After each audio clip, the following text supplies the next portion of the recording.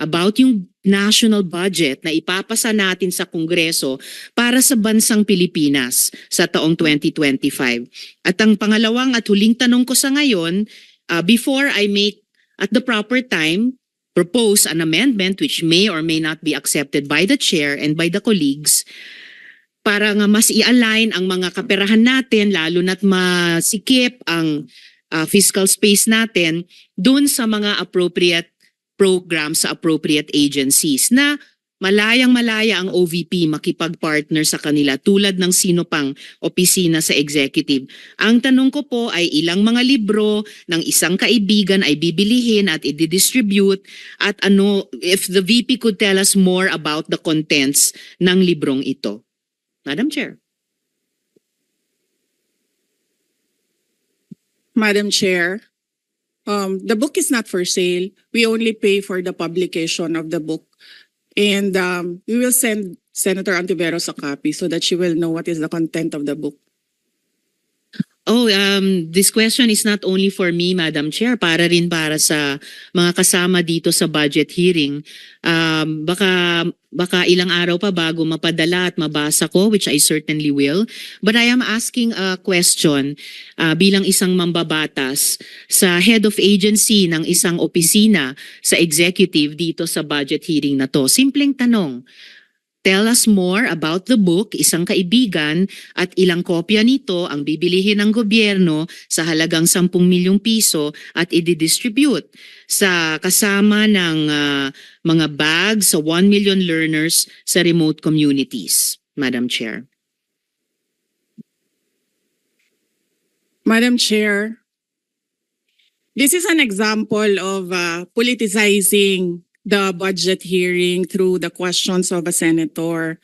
Ang problema niya kasi, nakalagay yung pangalan ko doon sa libro. At yung libro na yan, ibibigay namin doon sa mga bata. At yung mga bata na yan, may mga magulang na boboto. At yung pangalan ko ay nagkalat doon sa kung saan man ibibigay yung libro.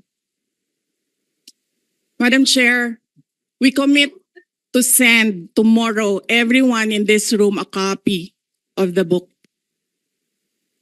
Madam Chair, hindi ko maintindihan yung ugali ng ating resource person.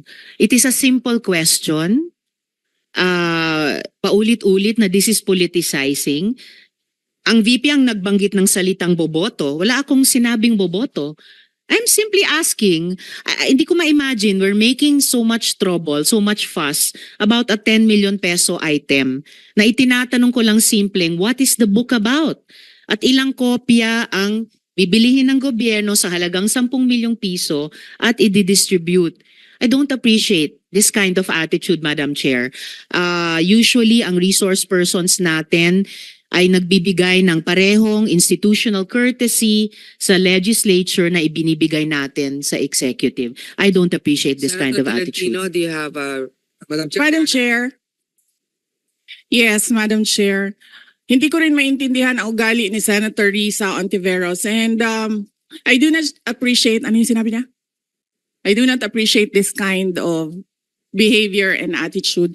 Madam Chair, noong 2016, tumatakbo si Senator Risa Ontiveros na senator, nakailang talo na siya. So, Dalawa, Madam Chair. okay, dalawa. Natatakot siya sa pangatlong talo niya, kaya pumunta siya sa Davao. Humingi siya ng tulong. Tinulungan siya ng isang kagawad ng Davao na ngayon hindi na siya sinusuportahan.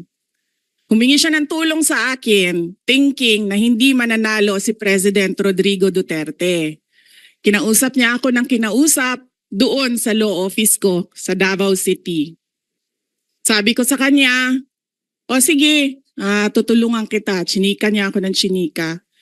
Tapos umalis siya.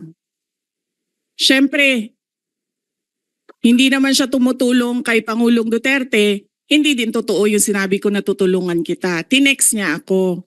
Pwede ba akong mag-follow up sa hinihingi kong tulong sa boto dyan sa Davao City? So sabi ko sa kanya, okay, sige. So tinawagan ko at sinabihan ko at pinakiusapan ko ng pinakiusapan si former Congressman Milen Garcia. Sabi ko sa kanya, Kung tulungan mo ito, bigyan mo na lang ng ilang barangay mo at ilang mga leaders mo. Ayaw pa siya tulungan ni former Congressman Milan Garcia. Pinakiusapan ko ulit, Kong, please tulungan mo na lang. Nanalo na siya at nung nanalo siya, anong ginawa niya? Siya ang pinakaunang umatake kay President Rodrigo Duterte. Anong tawag sa ugaling ganito?